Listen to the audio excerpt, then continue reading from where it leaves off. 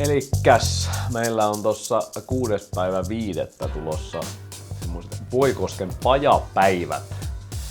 On hitsaustarvikkeista alennuksia ja Voikoski tuo näytille uutuustuotteita, joista VP voikin sit kertoa vähän enemmän.